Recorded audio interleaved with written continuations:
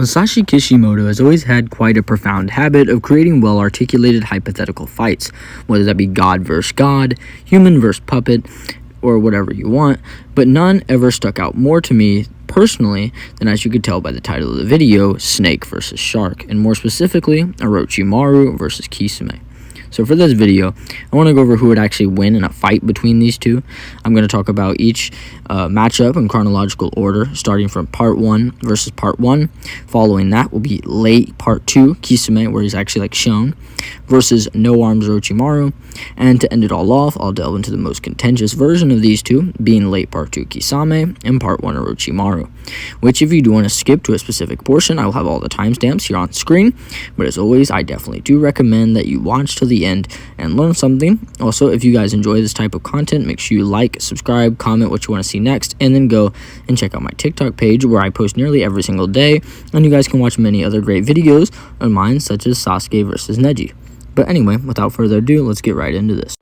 So, starting off with their Part 1 versions respectively, we all know that Orochimaru is definitely the favorite here. So I will go into that first, and I'm sure you guys know this as well, but I'm mainly going to be going off of Orochimaru's legendary battle with Old Man Hiruzen.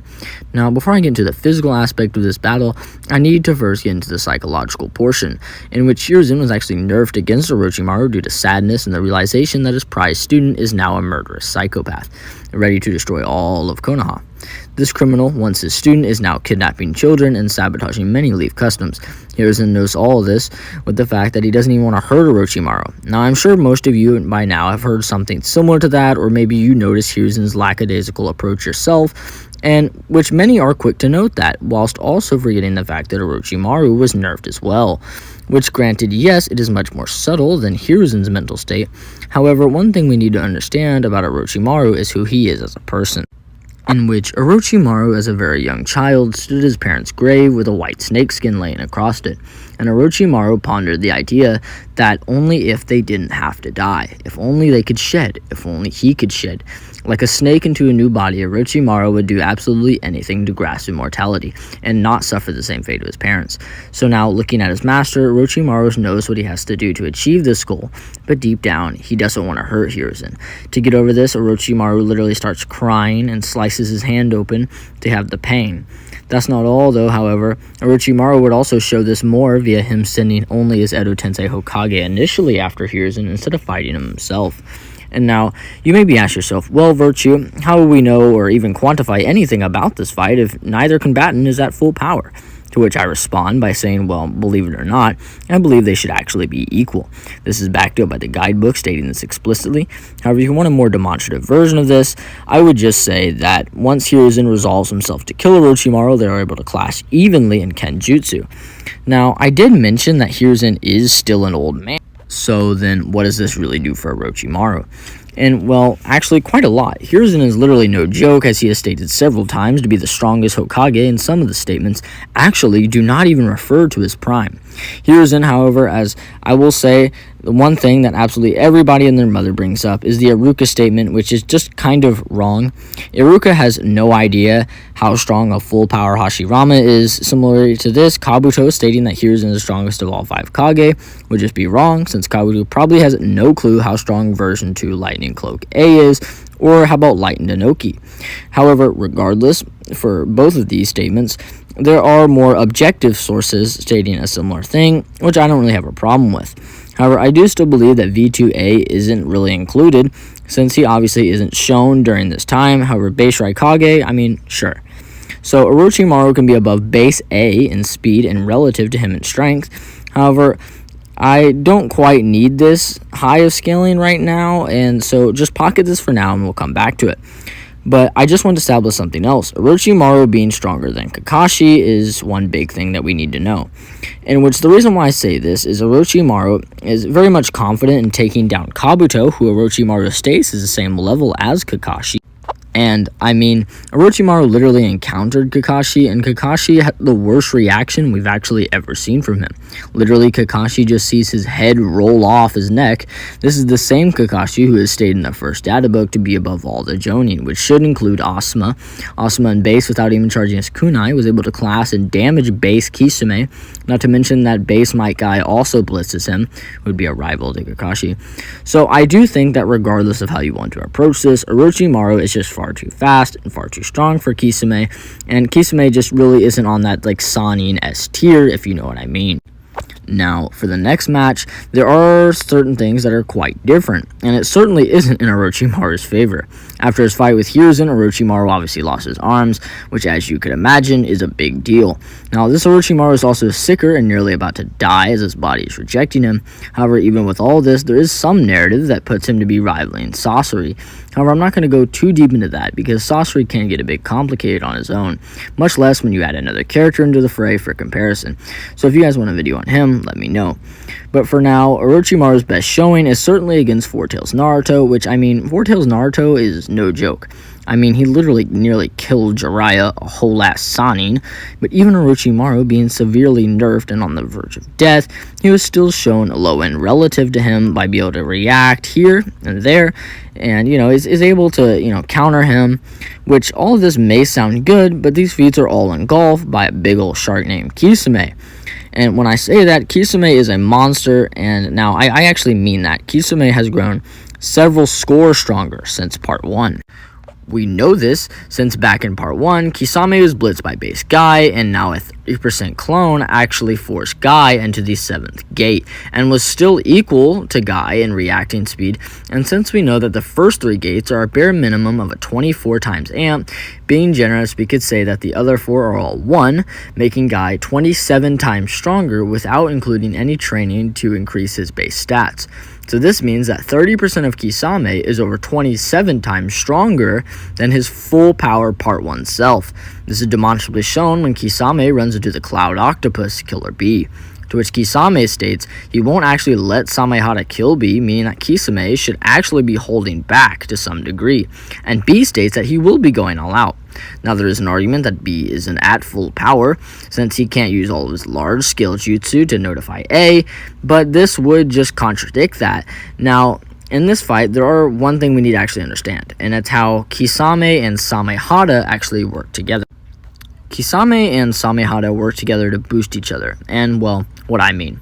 Well, base B actually tries to off-guard Kisame from the back, in which Kisame is able to notice and turn his shoulder, but instead of fully reacting, he just moves Samehada, so Samehada can actually do some of the movement too. And, you know, Samehada actually ends up being the one who takes B's hit and absorbs 4 tails worth of Bijou Chakra. So this feat alone makes base Kisame with Samehada relative to base B. This would be the same Bee who's able to later keep up with KCM1 Naruto a little later, and is still able to bully Mangekyo Sharingan Sasuke. And now I will save Fuse Kisame for the next section, but for now I want to conclude this here. If it isn't clear, for this one, Kisame certainly slams Orochimaru via scaling to KCM1 level opponents, who is obviously above a Four Tails Naruto level opponent, so Kisame at this point, and Orochimaru with the nerve, is just way too fast and way too strong for Orochimaru to handle, so Kisame would probably just absorb all of his chakra and kill him, or just absorb it and bonk him on the head with Samehada. Ah yes, the bread and butter, the meat and potatoes, what you guys have all been waiting for.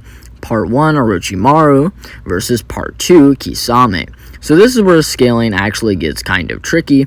So I'm going to start with Orochimaru first, and go into some of his scaling, and then move to how they would interact with each other's abilities, and then completely end it off with Kisame scaling. So as I mentioned, Orochimaru in this form is practically at his physical peak, and could be placed above the likes of base A, which is, you know, not quite on Kisame's level. Now, there is one particular statement that I've seen floating around, and it's the fact that Sasuke gets EMS, and then Taka has finally surpassed their mentors, to which this should put Orochimaru above MS Sasuke, who is relative to B.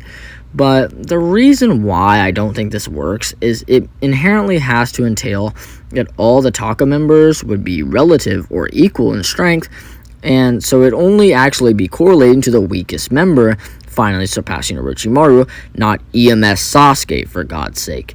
And again, I really don't like that argument, but I just felt a little proclivity to discuss it here.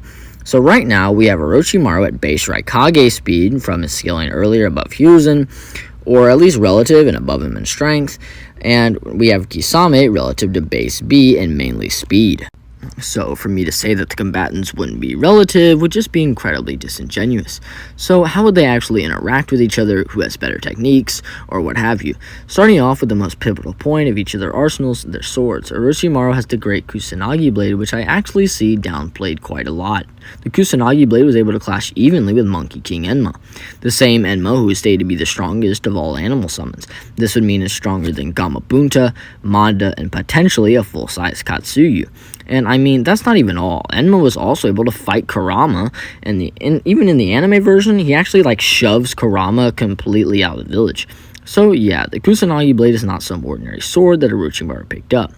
Now, for Kisame's sword, it's a little different. Samehada doesn't directly rely on potency and relies more on its abilities, being chakra absorption, which isn't really downplayed too much. However, Kisame can react to things and use Samehada to react on its own, and it can also absorb up to 6 tails worth of Biju chakra. Yes, 6 tails worth of Biju chakra at once. So yeah, Kisame versus Orochimaru in regards to Kenjutsu is actually really interesting. I do actually think that the Kusanagi blade could cut Samehada, but if Samehada took 6 tails worth of normal chakra from Orochimaru, then it would actually be really bad. So I do think that the fight would start off with that, or at least they'd start with the swords, or potentially Orochimaru would try to overwhelm him and send all his little snakes, and, Kisame would just bomb the shit out of those with his 1,000 shark wave. But Kisame's biggest problem is the fact that Samehada might not actually even want to be near as cooperative as he was against Killer Bee. Since the reason why Samehada was so cooperative against Killer Bee was Samehada was actively trying very hard to eat Bee's octopus-flavored chakra. But the reason why Orochimaru hard counters this is because Orochimaru is constantly said to have nasty and vile chakra. So if Samehada is going to take it, it would probably have to be forced by Kisame, which leads me into what I definitely think Kisame would do, and that would just be to fuse with Samehada. Fusing with Samehada allows Kisame to absorb chakra without having to go through Samehada's consent or Samehada's feelings. And if Kisame fuses, it's over.